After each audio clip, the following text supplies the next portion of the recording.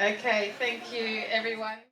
Thank you. I'm Rachelle Armstrong from Soil Restoration Farming. We're from the other side of Australia, East Coast, but for some reason we just feel warm and welcome over here, and we just love coming back. So we've run quite a few educational programs over the last 8 years or so, and it all actually started with a program, or one of them started with a program with Dr. Christine Jones. So it makes sense to be back here together to do this again. So I'd like to start with an acknowledgement of the Inuit Noongar people who were the original custodians of this land. And beginning with the end of the mind, the last thing of the day is what's the one thing you'll do or think differently about after attending today. I wanted to start by pointing that out, because you can't it's no use coming off the farm for the day and spending this whole day out and not achieving something. So beginning with this idea of what does success look like for you here, and this is the way you can approach your farm as well. What does success look like? Go, Yanni. I think for most people it's a challenge where to start. Does anybody want to know where to start? Where to start? I've got one. Yeah. Any takers on one for knowing where to start? Yep. 2, 3, Yep. 4, yep. That Awesome. could be, yep. There's so many events that I've run that at the last question of the day is, but where do we start? And we go, oh. Yeah, so basically, can we just have a show of hands? Who's come here to try and learn something that's going to give them more profitability in their enterprise? Yep, terrific. Now you got. And what about for animal health? Who's come here to learn a bit more about animal health and how they can help their animals? Yep. Has human health been something that you've actually considered that why you might have come here? Yep, there's a number of, there's a number of hands that have gone up. And what about our environment? Yep, that's terrific. I guess part of what Rachelle's getting at is that by actually having our focus on some of those things, that as we go through we can think, yep, that's actually ticking that box. That's what I wanted to learn something about. Okay, park that, because remembering that everything that we take in today, you're only probably going to take away about 20% of it. Our brains just can't manage everything. And so, but it will still be there. So allow it just to pass through and go on to the next point. And Christine Jones will just blow our minds with so many thoughts and provocations that we'll be thinking, yeah, but what if? And wow. So just think about all of those things as we go. Awesome. Thanks, Alan. Favourite thing to do, I've done it a few times before, is introduce the wonderful Dr. Christine Jones. But I thought it'd be nice to tell you something you may not know about Christine. Christine was already working in the CSIRO division in the University of New South Wales. She was actually involved in wool technology, understanding nutrition and how that affects fine wool, right back in 1973 right through to 1981. In the 1980s, she was then studying agronomy, soil science and botany. So she's really got quite a wide range of educational experience, and that's before I suppose I got to really know her as Amazing Carbon. So she founded Amazing Carbon, and back in the day, that was 2004, so back in those days, she was sort of the first one talking about carbon, and some people used to call her the carbon queen. And then it just sort of became this topic that everyone started talking about. But she had her way of actually speaking the truth about what was really going on with carbon, and that's sort of what she's become most famous for, not just in Australia but internationally. So she's renowned as a highly respected ground cover and soils ecologist. We're laughing about this because everybody introduces her that way. But I thought, what's the difference between agronomy, because she studied all that and understands that side of it, and ecology. And really, ecology is the connections in the soil, and that's sort of that whole system sort of mindset that not she just needs, but we all need to be able to actually farm within these systems. So without further ado, I think we'll call that your introduction and welcome Christine to the front of the room. And thank you for your time in advance for today. Thank you.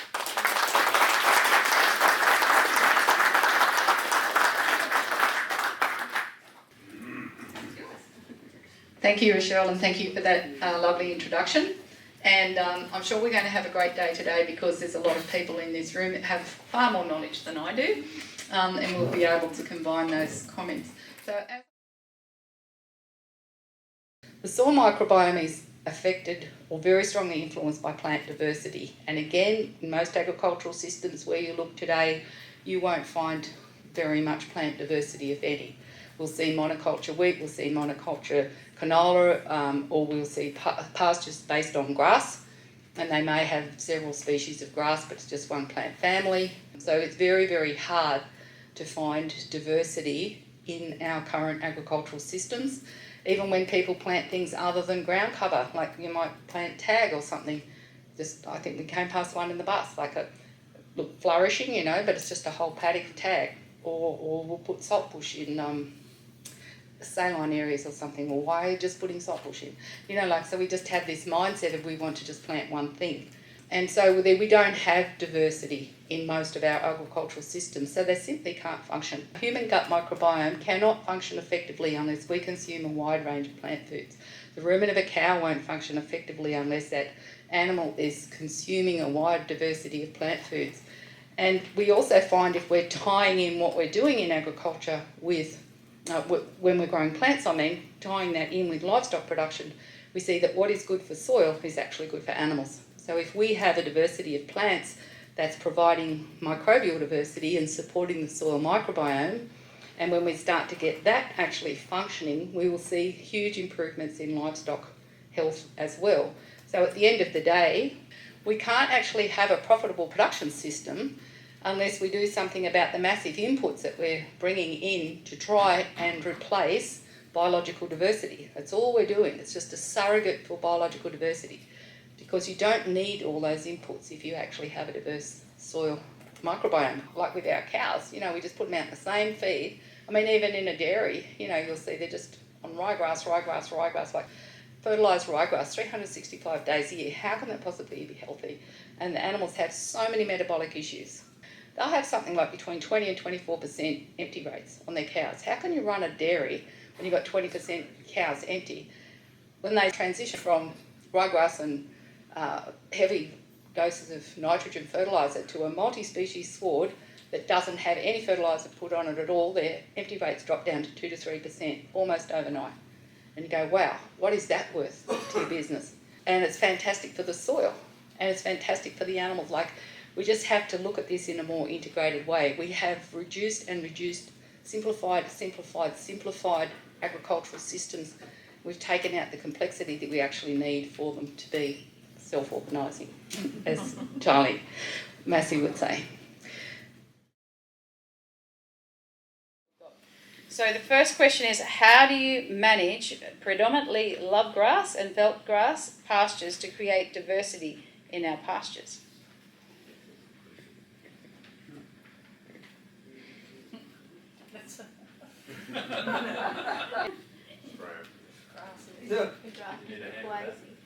I need a hand with that. Yeah, go on.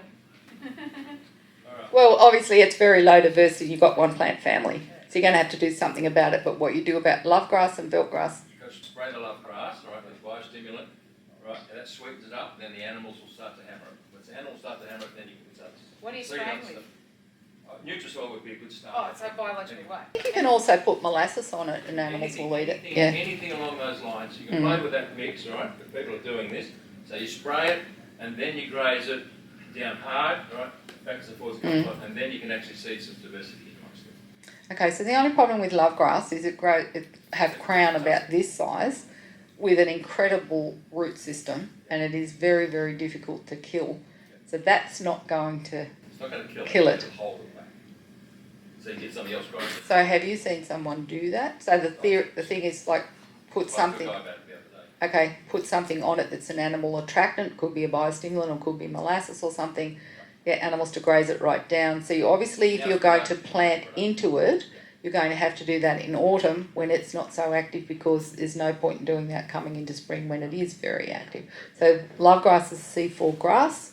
It's going to be very, very strongly competitive in summertime, and weakly competitive in wintertime. So really all that you could probably establish in that would be a mix of cool season annuals, at least give you some grazing. Yeah, okay, so the thing is that if you were to put some cool season legumes into that, probably with a disc seeder so you can slice through the crowns of those plants, that you would then change microbial. You can change microbial diversity to the point where lovegrass will go out. I have seen that happen, but I don't know how you would do that here. Because you can even do that on a small scale. You can do it with like a chicken tractor or a pig tractor or something. Just put that over the plants, and then because of all the manure and everything that's going into the soil and the incredible microbial diversity, what comes up when you move your chicken tractor is a whole lot of other plants, not including African lovegrass. So African lovegrass is actually a symptom of very, very dysfunctional soil. Low fertility and low biological activity. You can also cure it with compost. You can put compost on African lovegrass, it just basically stops growing and everything else grows. But the thing is, how do you do that in 1,000 hectares? You know, like, I mean, if it's... Just go and spread it. You'd have to have a lot of compost. You'd have, yes, Louise. Australian Soil Management based in Canberra did a huge research project over many years eradicating African lovegrass using compost. Yep, with compost, And that's yep. on their website. Yep, and there's many cases of African lovegrass having been, you have to use fairly high rates of compost. That was good quality. All right, well, look, I mean, honestly, compost has been shown to work, and the only reason I didn't mention that was because, number one, you'd have to have a lot of compost to, you know, cover some of the areas I've seen of African lovegrass, and number two, the reason you've got African lovegrass is because your soil is lacking in biological activity and microbial diversity, and that you have to do something about plant diversity as well. So what Ken's saying is, like, spray it with an attractant, graze it down, plant a multi-species, use disc seeders, cut through it, autumn, as many plant families as you can. That's when your things like your flax and your buckwheat and everything get there. Oh, well, buckwheat won't like the cold very much, but it'll grow for a little while before cold hits it. And you could even possibly try, depending on where you are and whether you think it will grow, some of the perennials like chicory and plantain. That is the time of year to get those things in, because even though chicory won't grow very much over winter, it's got its roots down, it's getting going, and you'll have it over summer. Thank you. We have a question from the audience. It's easier if Leah's going to ask this question, so jump on Leah. G'day, Christine. Looking at your slides from the Jena, Germany experiment and how the soil was developed and deepened through that, and that obviously is through the root exudates microbial pathway, and then comparing that with what you said this afternoon with soil carbon mostly happening through root exudates, not through topsoil decomp. If you had a very, very bare ground that you're trying to just start from scratch and regenerate, would your first goal be to plant annuals that you could get a cover on that soil to get that topsoil microbial and then try and focus on the deeper microbial and activating that, or would you just start straight for the deep stuff? What would you do? That's a good question, Leah, and of course it's something that people have been thinking about for a while now in Australia, and the experience that we're seeing in a limited way here in Western Australia with hot, dry summers is that you've got a pretty good chance of failing if you try to put something in spring. So you really want to be looking at autumn plantings, and that means that you would want to be, if you want some warm season perennials like chicory, that you're going to want to put them in autumn as well. So the idea of having an annual to begin with is a good idea, but if you only want to do this once, people are now suggesting and trying and having great success with what's called a hybrid mix. So you'll probably dry sow that prior to the autumn break and hope that you don't get a false break, but you would put annuals and perennials and warm season and cool season all together in the one go. And you're going to be looking at your annuals as a kind of a nurse crop. And you don't want to have too many grasses in there. I just see these mixes in WA that are just heaps of grasses. I'm not saying leave them out completely, but maybe a little tiny bit of barley and maybe some oats, but not too much. And just, so have as wide a diversity of broadleafs as you can get in there. And just, I don't know what the right word for it is. You have to be then very careful with your grazing management that winter, but you'll sort of find that the annuals will increase microbial diversity. There's a much better chance that your chicory, for example, that's probably going to be your main.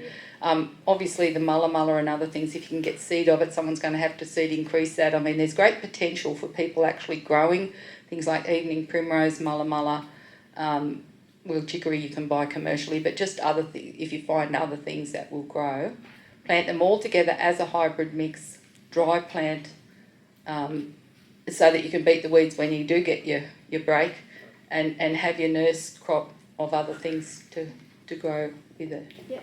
So your answer is it's on both stratas of microbiology. Yeah, absolutely. Focus on getting deep-rooted forbs in there for root exudation, because otherwise your annuals they're just going to dry off, and then you've got your bare soil over summer again.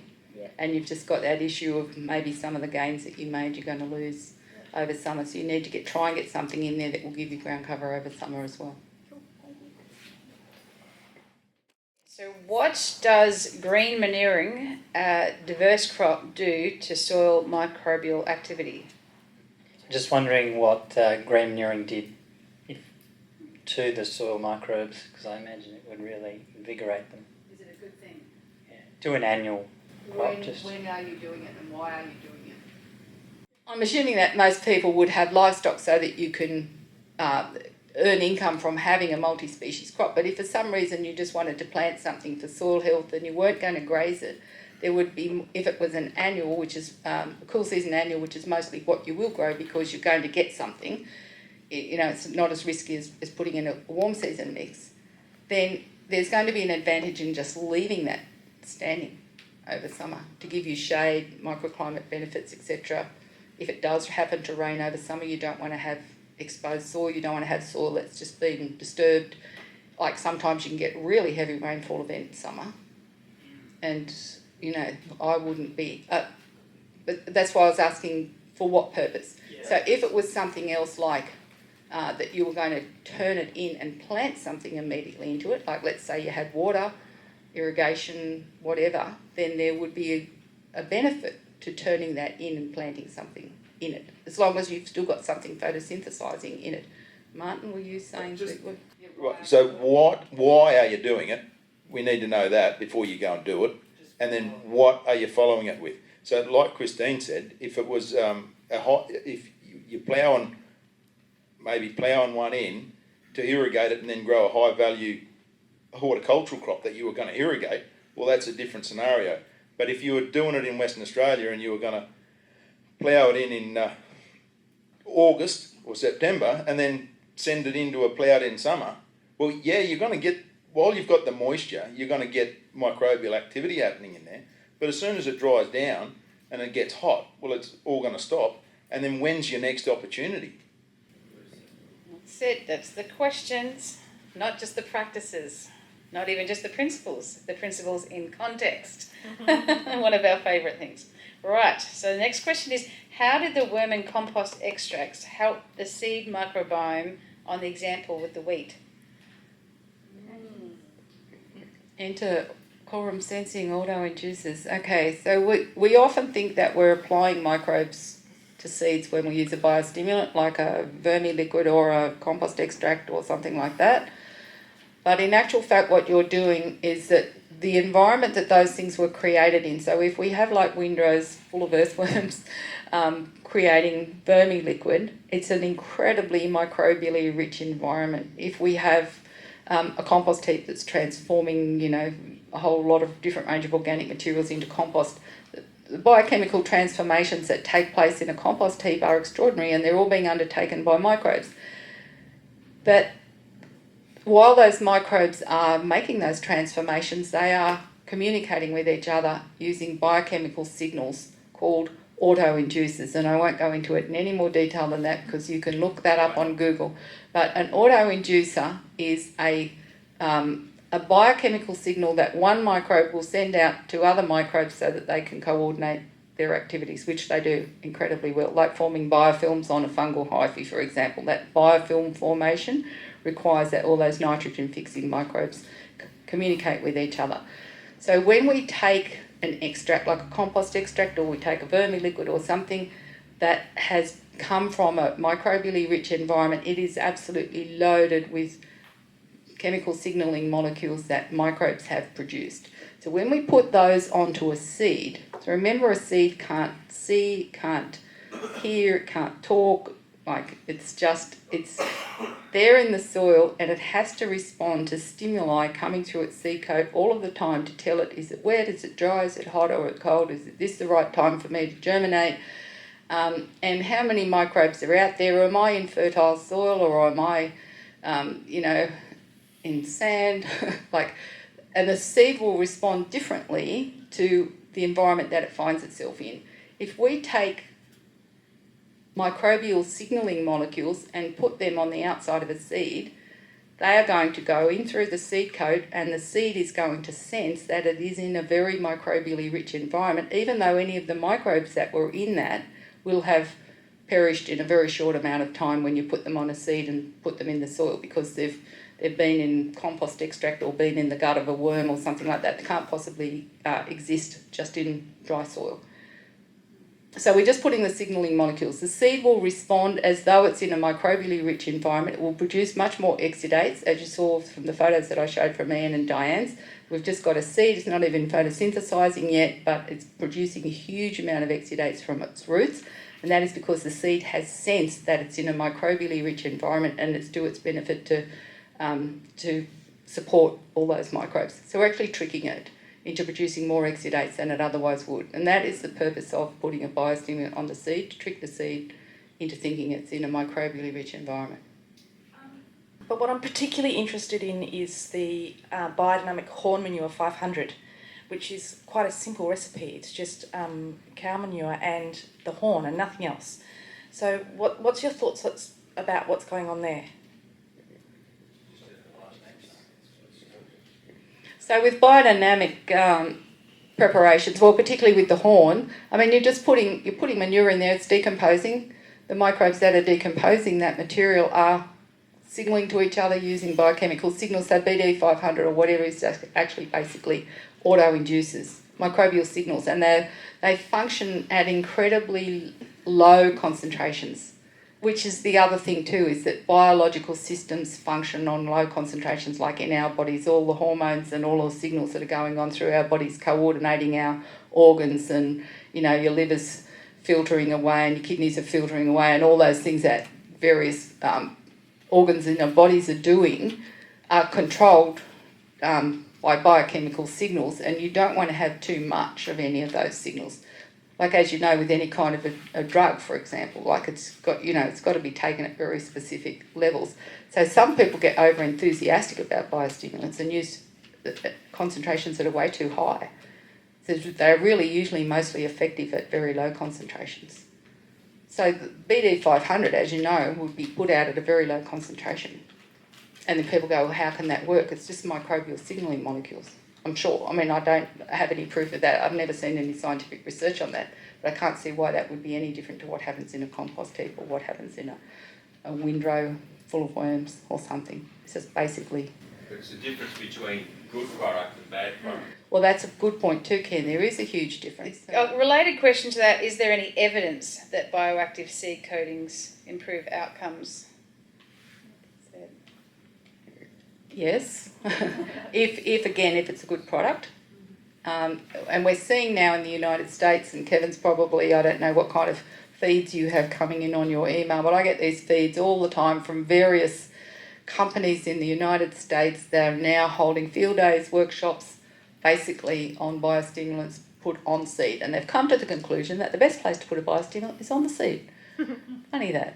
So, I mean, you could put it on the seed, you could have it liquid inject in furrow, or you could use it as a foliar onto leaves. But of all of those options, on the seed is by far the best. And there are lots of workshops going on. So they wouldn't be promoting it as highly as they are unless it was something that worked. So, big businesses now, as we always used to say 20 years ago, when big business gets into biostimulants, well, we know it's going to be an accepted fact. John, you can't push us hard on the seed. And we can look at evidence all day, but I think it's really important to do your own trials, and then you'll get your own evidence. So that's poets. So the next question, I hope this person's coming tomorrow, because the question is, what are the operational and harvesting implications of multi-species cropping? Now, yeah, that's what I thought you'd like to, yeah. Would you like to answer that in brief? We don't need the 2-day version. Just say the question again for me, please. What are the operational and harvesting implications of multi-species cropping? Like, it's a bit messy, isn't it? It's a bit hard to deal with. Easier to do single. What do you know about this? I know a fair bit. In 2016, we planted a mixed species crop, and we didn't need to graze. We had plenty of feed, so we didn't graze it, and it just kept growing. And we're wondering, is this one going to come through first, or is that one going to come through first? Have we got the right things? And stressing all over. Anyway, watching the crop, not ready, harvest some more of something else. Not ready yet, harvest some more of something else. And then, comes the day. Righto, we're in the header. There's no list of multi-crop chart in the middle of the operator's manual. So what do? We haven't done it. So anyway, wheat settings, fly into it. Still coming in the front. That's everything. There was lupins, wheat, oats, barley, radish. Oh, and so we hadn't done any in-crop sprays or anything. So there was saffron thistles and Patterson's curse. It was the full Monty, the smorgasbord. We were just into it. Anyway, look around and it's coming in the box. Whoa, that's pretty cool. So really, we didn't change our settings very much from wheat settings in a Case IH header, and it all came in the box. How'd you go delivering that? Well, yeah, you put the auger out on the header and the yellow button over there on the red one, and it delivers into the chaser bin and into the truck and back to the silo. And then good old seed grader, that's where he gets involved. So, I've got, we're talking about it tomorrow, and I've got some photos to show you on that. But yeah, we run it through one pass through a seed grading system, aspirator, screeners, couple indent, and yeah, we're splitting it up 4 different ways. In one pass. One pass, 15 tonnes an hour.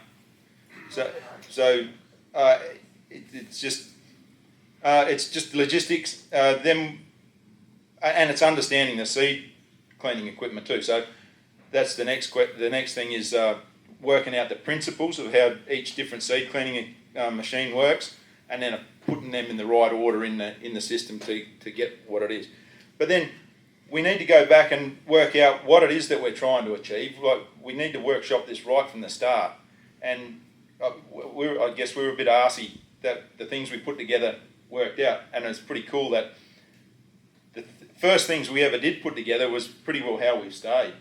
But if we have a big, a medium, a small and a long, so a big can be, with us it's Albus lupins, but that could be a lupin or a pea or fava bean, something like that. Then the medium is the wheat, oats, barley, triticale, something like that. The long is nearly always oats, because it's just twice as long as everything else. And then the small, in our case, we do the daikon radish. So you could do canola, or it's something that's small anyway. But with all those ones there, it's just pretty straightforward. One pass, and we've got them all taken apart. How much a tonne do you charge one? To grade it. Yeah, to grade it. Well, I got a little bit of a sweetheart deal with my buddy, and what happens there is I get half the daikon radish for grading it. Oh, that's expensive. Well, $5,000 a tonne. this year we've graded 45 tonnes of radish out of 300 tonnes of crop, and I'm getting half of it. Yeah, I know. You do it very nicely. Well, they wouldn't be doing it if it wasn't for you, though. But That's a exactly. regenerative approach. So, actually, it's pretty cool. I haven't done the numbers on it recently, but I fool around with Darren all the time because he's a great guy to get along with, and he's good with the numbers, stuff like that. But anyway, this year, one of his farms has got exclusion fence all around it, so he keeps the vermin out. But where we grew the mixed species this year, didn't, and so the pigs came and ate a quarter of our crop. right? And I did the calculation and I said, Darren, your management created losses and, you know, I'm sharing in those losses, you know. How are we going to work this out, champ, you know? But I think there's enough fat in what we're doing that I'm not going to send him a bill on that. If you got 45 tonnes of daikon radish seed, you could afford to put a vermin-proof fence around it. That was exactly my point. Well, just loosely worked it out. There was $85,000 loss from the pigs, and $85,000 buys a lot of fence. Damn right it does. But anyway, going back prior to that, Darren didn't have the exclusion fence around his big paddock, and I went for a drive with him one day, and we're driving down the fence, looking at all the, you know, the vermin's coming and going, and his old wrecked fence that he's sharing with his neighbour and that. And like I said, he's good with the maths, and I run a few scenarios by him. You know, what's this shitty fence been costing you over time? And we got round to the other side, and next thing he's telling me he's ordered the fence. So he put up the practice bit, but then the next bit is he needed to do the rest. So and that coincided with the drought that we had over there. So he didn't have enough feed for all his sheep, so he cashed them out, got hold of the money one way or another, beg, borrow, steal, to buy the fence. And because everyone else was in the drought, the price of, you know, the supply and demand on fencing gear, the demand wasn't there, so they had surplus fencing gear, so they're cutting deals all this way and that way. And then the guy he was dealing with on the fence, he they said that he'd already negotiated a price, right? And then they put a discount on it, and so he got old mate to discount his discounted price. So nobody bought fence as cheap as what Darren bought it ever in Australia, you know, for the in time. But then the next bit is, because he'd sold all his sheep and were in a drought, he didn't put off his employees. And so then he built his fence on employee wages, you know, not contract fencing rates. And when you go to put an exclusion fence around 9,000 acres, right, it's not a day, you don't do it in a day, it's a designated job. And then when you've got neighbours, you've got to, well, he didn't have any stock, so then that didn't mean he had to worry about where his stock were while he pulled the fence down between him and his neighbour and then put the other one up. So, yeah, that's a little aside to everything else. I just want a quick answer to this question, Mark. But I love the story. And every tomorrow everyone will remember your story and they will have forgotten everything that I said.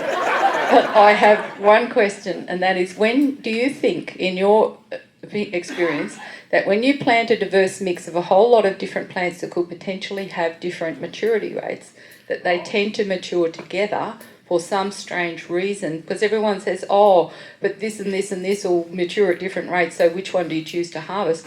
My understanding is that for some reason they grow together as a community and mature together. Yeah, absolutely. Although there's always an exception. Like I piped up earlier and said, it's always planted first, harvested last, pretty well. And yeah, it just all seems to come together at once, and it extends the growing season on nearly everything, with the exception of barley. Like these modern barleys that we've got, they only grow short. That, you know, it's crazy what we've done. We've taken tall, good growing things that are going to give us plenty of biomass, and we've shrunk them down, you know, with dwarf genes and all that sort of thing for easier harvest. Oh, short answers they like. Part of why we ended up with short varieties. Part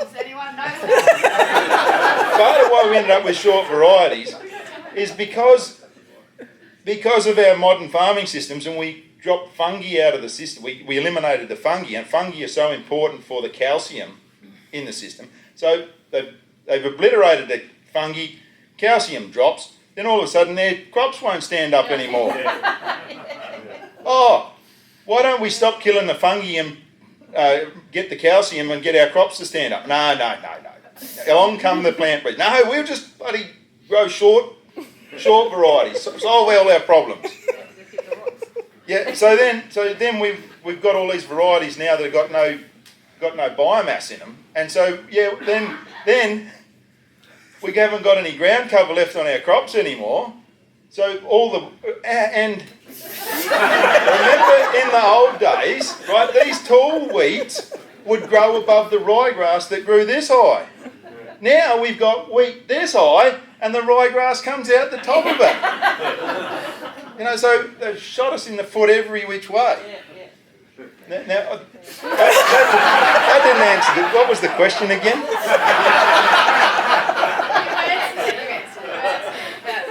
Different times of generation. Oh, right, barley being the exception. Oh, that's right.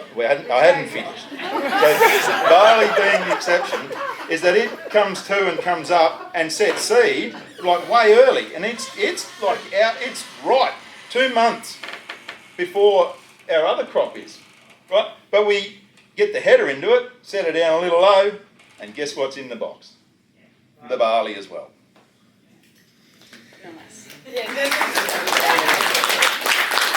If you would like more stories, more laughter, I love seeing all the smiles on everyone's faces.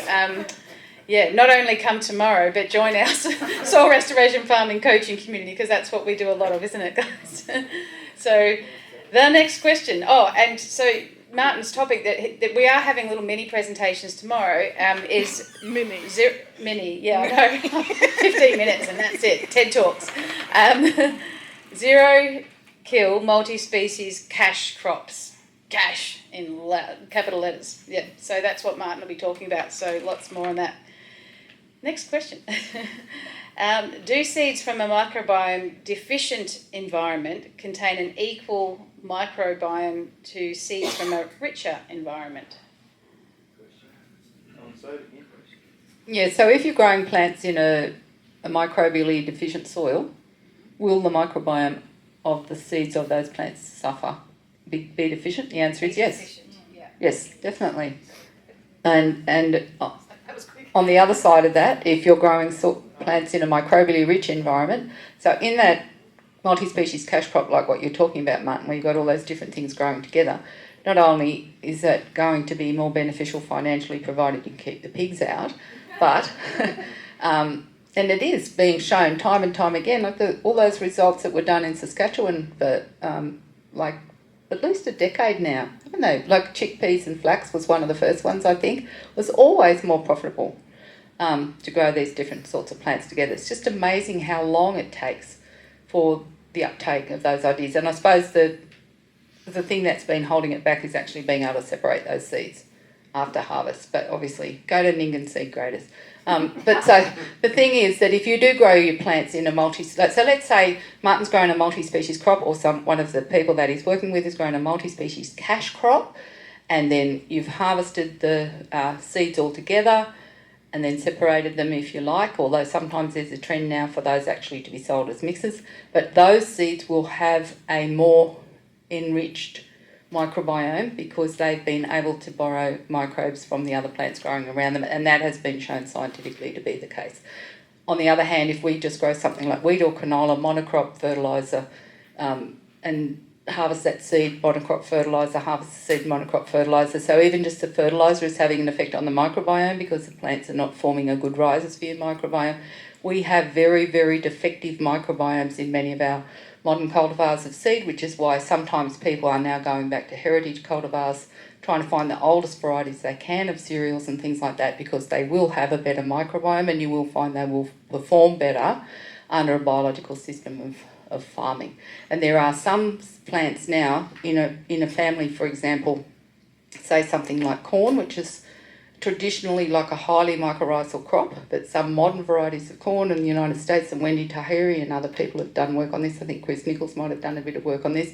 They don't even form a relationship with mycorrhizal fungi anymore. Even if you give them the opportunity to form that relationship, they won't form it because the plant itself is not sending out signals to the mycorrhiza to form a relationship with them. So we have really stuffed up basically the microbiomes of many of our modern cultivars of plants. But I think we can enrich them to some extent by growing plants together. It's the quickest way to enrich them in biologically active soils, of course, as well. Is it related to that one? Yeah, Alan was just, she's sneaking one in about, can you speak about the legacy effect? Oh, thank you, Ellen. Yes, legacy effect. So the microbiome that was created by a plant around its roots, its rhizosphere microbiome, when we terminate, or if the plant dies, if it's an annual and it dies, or we terminate in some way, we might green manure it or we might spray it out. It will actually, the microbes that were in the soil around that plant will stay there for a certain amount of time, and that's called the legacy effect. So in a situation where you had seasonal conditions that, like in some parts of Australia, where you could actually have a cool season multi-species forage and then a warm season multi-species forage sown into that, and then another cool season one, that's where you will see the greatest improvements in soil, because you've got the legacy effect from the previous crop. So what we were talking about in terms of the microbiome of the seed, you've also got a microbiome that remains in the soil. So if we, let's just say we had some flax, for example, so it's got its own, like linseed's got its own microbiome, and it's and then we just plant something else that happens to fall into that same place as where that was, like a sunflower or whatever, it will actually grow better than a sunflower planted onto bare soil. Not only is that soil more microbially, like more biologically active because it had something living in it, but the sunflower can actually take some of the microbiome that was there left behind by the flax. But that is it's an effect that declines over time, and it probably wouldn't last over a hot, dry summer here, for example.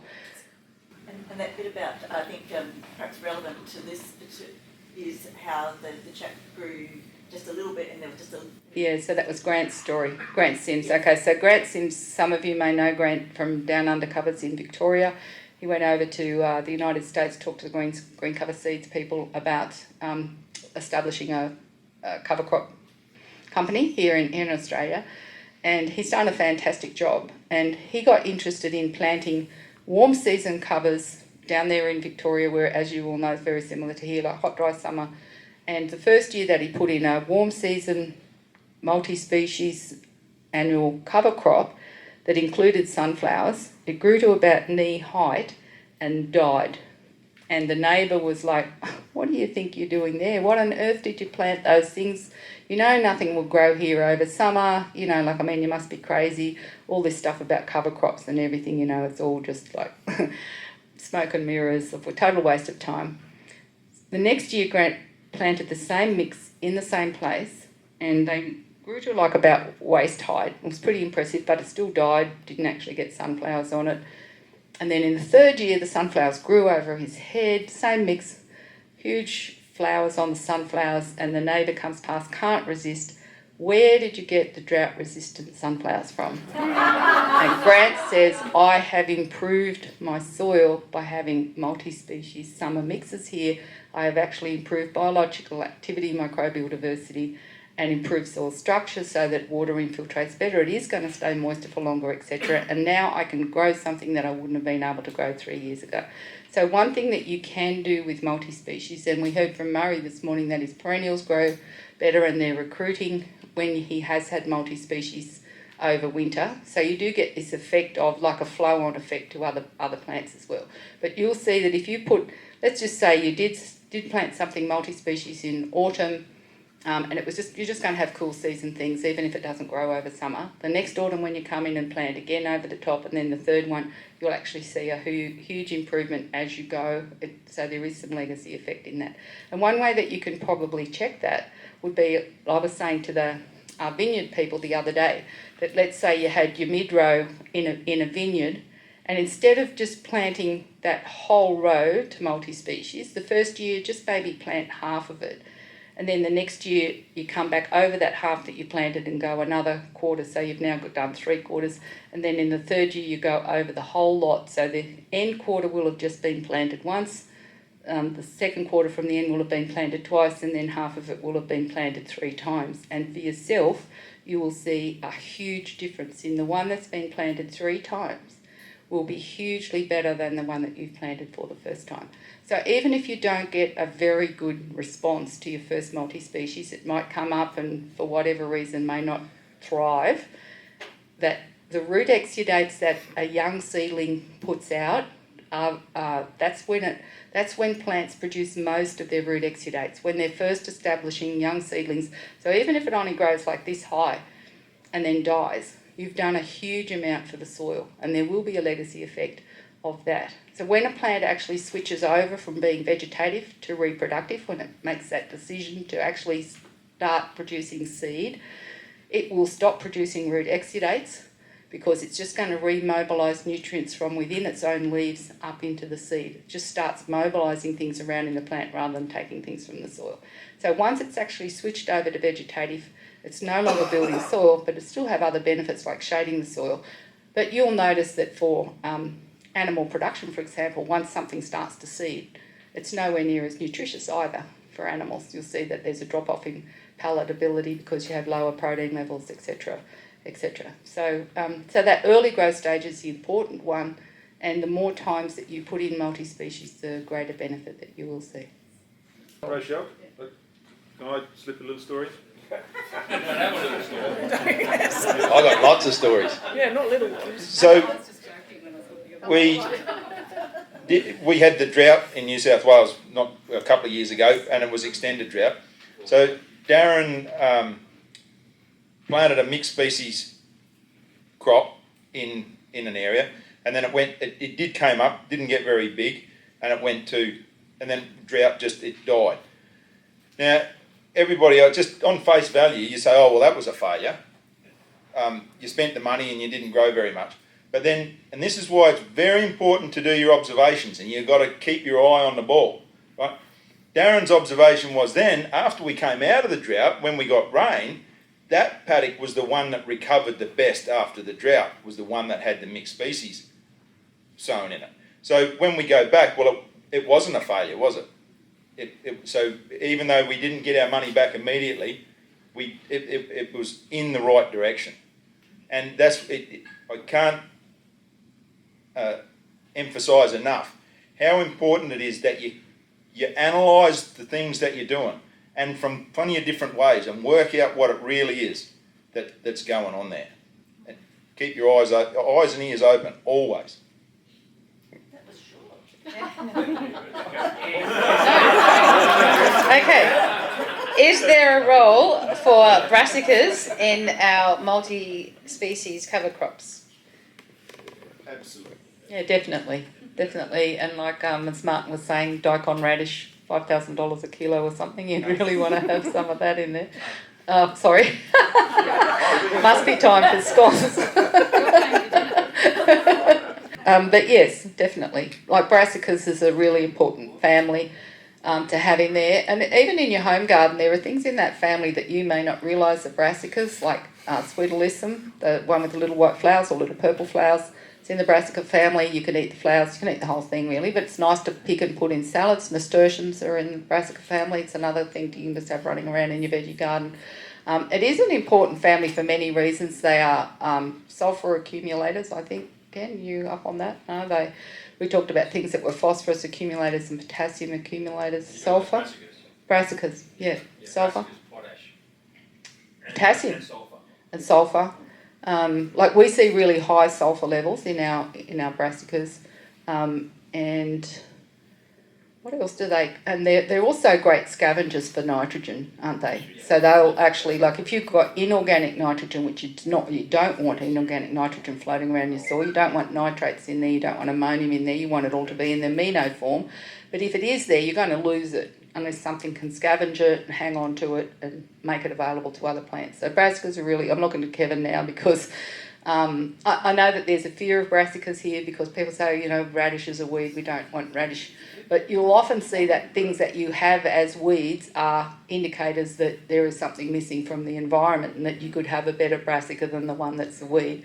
And actually I had a conversation with Kevin at lunchtime about what happens when you plant chicory, which is in the Asteraceae family, the daisy family, is that daisy weeds, like for us thistles, if you could have a paddock full of Scotch thistle, which is just rampant on the northern tablelands, and you come in without spraying the thistles or doing anything, like just plant the whole thing down to chicory, You will not find a thistle there. It's just extraordinary, and more people are noticing that. So we're putting something that's in the same family, but it's more productive than thistles, and for some reason the thistles are trying to tell us, hey, you need to have a daisy, something in the daisy family here. And like your cape weed's probably telling you the same thing. It's in the daisy family, you know, what other things have you got in the daisy family that...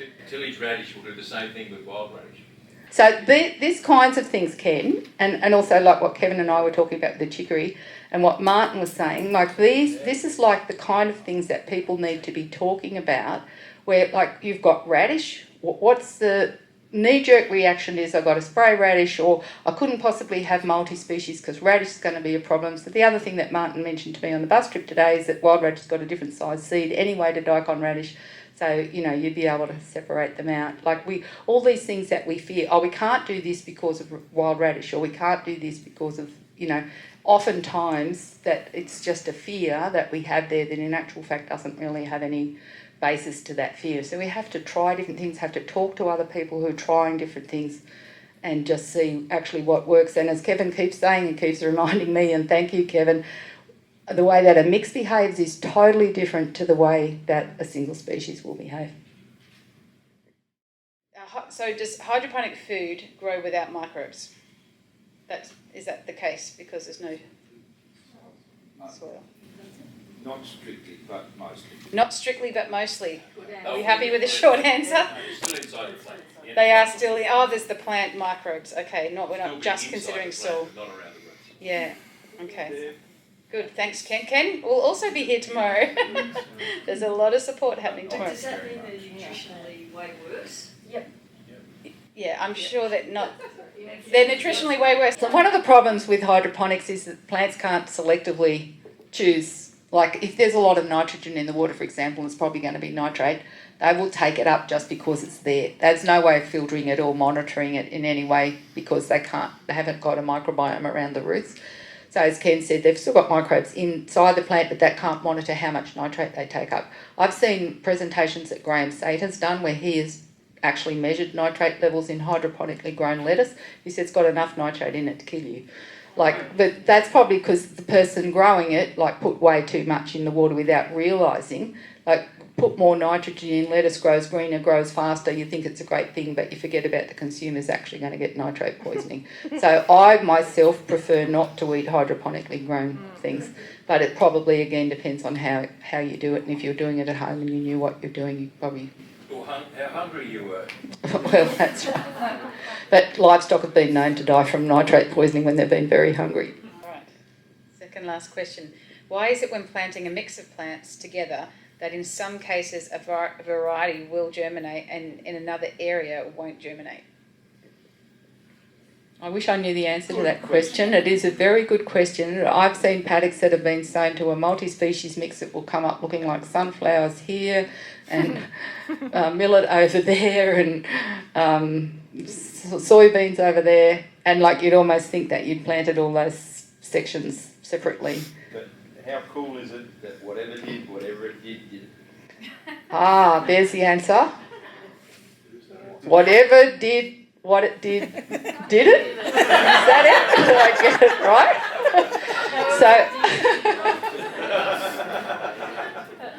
However it did, whatever it did it.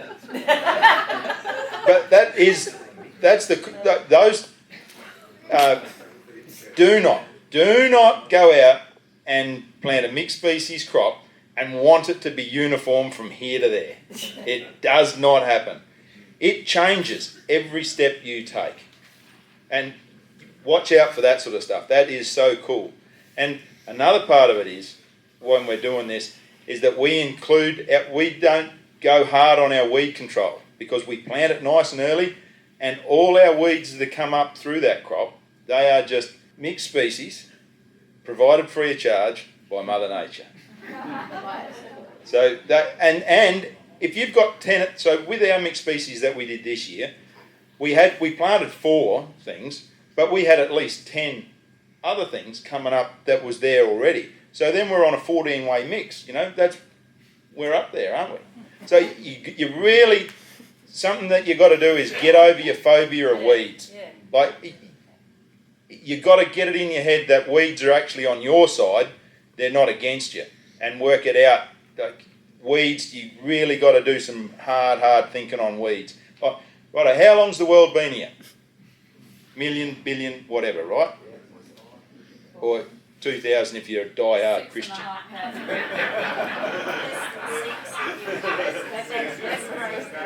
Right, anyway, fair while. Because weeds basically are low successional plants. Right, now another way to look at it is if our system started here and we're going along and it's getting more weeds in it, doesn't that mean we're going like this? Right, so if we want to stop having weeds, we go like this, and we've got to manage past weeds. Basically, the big changes in, by the way, it's Kevin here, and you can tell by my goofy accent. Basically, when we have these blends and it changes from step to step, it reflects the changes of what's happening in our soil. So our nutrient availability, our texture, our microbial composition, all of those things will drive different plants to thrive. And, this whole weed thing, yes, when the weeds are showing up, we're managing for weeds. So we have to manage out of weeds. You nailed it. And that's a really good point, Kevin, that when weeds are showing up, it's a reflection of our management. So rather than what can I spray on the weed or when should I cultivate the weed or whatever, it's like what did I do to actually get that weed there? And you need to unwind that. And but the other point about, I have seen like amazing differentiation of multi-species, like it will almost look like single species in some parts of the paddock, but what that means is that in your paddock your overall yield is far higher than it would have been if you planted one thing. I mean, that makes it really clear of the benefits of diversity, just in the fact that you've got good ground cover over the whole paddock, with even some patches looking like almost monoculture of some things. On each horse in the race. Absolutely, yeah. The last question, it might not even need to be answered by you, Christine. So, has anyone used acacia wattle as a diverse plant? It grows in gravel bauxite. Jock Dwyer, I've got a gravel quarry, and whenever we do any clearing, the topsoil, the acacia grows first and is really abundant. And when you're quarrying, you can see it growing down through the rock, so it's pretty tough stuff. I'm wondering if anybody else has had experience with using it as a ground cover or as a crop. Is there any more detail from the person that asked that question? That's me. Oh, it's you! He asked the question so he can make it. Rachelle.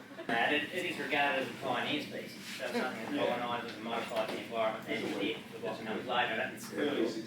Yeah, it does I do wonder about the whole multi-species or the quick effect whether you look at something as a pioneer to modify the system.